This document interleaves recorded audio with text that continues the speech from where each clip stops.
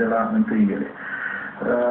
Ca motivație pentru alegerea acestui nivel pentru noua taxă, aș dori să vă dau câteva cifre care arată o evoluție extrem de îngrijorătoare care s-a petrecut în ultimele 6 luni ale anului 2008.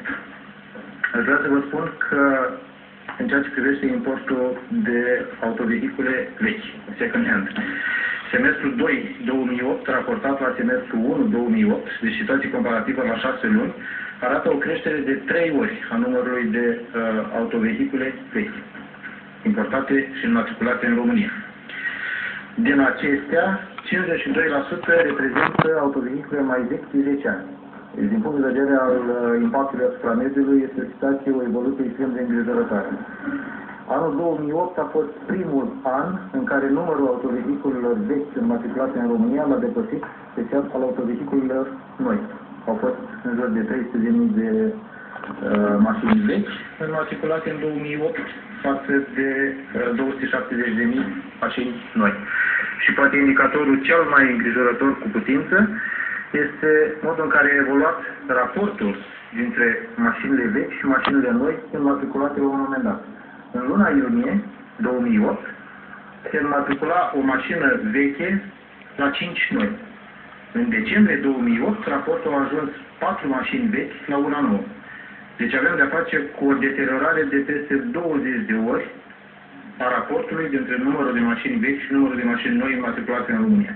Acestea au fost elemente calitative care au stat la baza deciziei de a fixa nivelul taxei acolo unde vi l-am anunțat, respectiv cu 30% mai puțin, cu o treime mai puțin decât actuala reglementare. Cu privire la modul de reglementare a situației cumpărătorilor, celor care și-au cumpărat mașini până în 15 decembrie 2008, aceștia se împart în două categorii, unii care le-au matriculat deja, dar după 15 decembrie, plătând taxa triplată, și alții care încă nu și-au înmatriculat mașina cumpărată înainte de 15 decembrie. Și unii și ceilalți au dreptul la a-și înmatricula în mașina, din momentul în care această ordonanță intră în vigoare, la prețul valabil în momentul în care și-au cumpărat mașina. Deci taxa veche. Dacă au apucat să matriculeze și să plătească creditul, vor primi diferența de taxă înapoi, au obligația ca în 20 de zile de la intrarea în vigoare a ordonanței, cu scop informativ să depună o cerere către autoritatea fiscală competentă la locul de domiciliu și în următoarele 70 de zile, deci până la împlinirea unui termen de 90 de zile de la intrarea în vigoare a ordonanței, să-și termine procedurile de completare a dosarului și de înmatriculare efectivă a mașinii.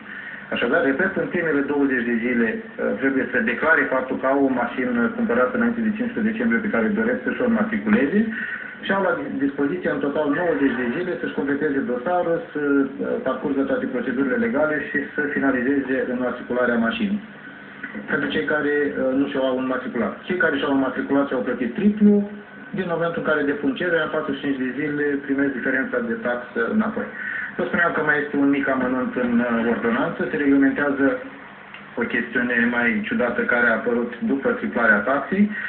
Așa cum bine știți, în afară de taxa de poluare care se plătește la prima înmatriculare în România a unei mașini, există și o taxă reziduală pe care proprietarul o primește de data asta în momentul în care radiază mașina, în momentul în care o scoate din parcul autonațional.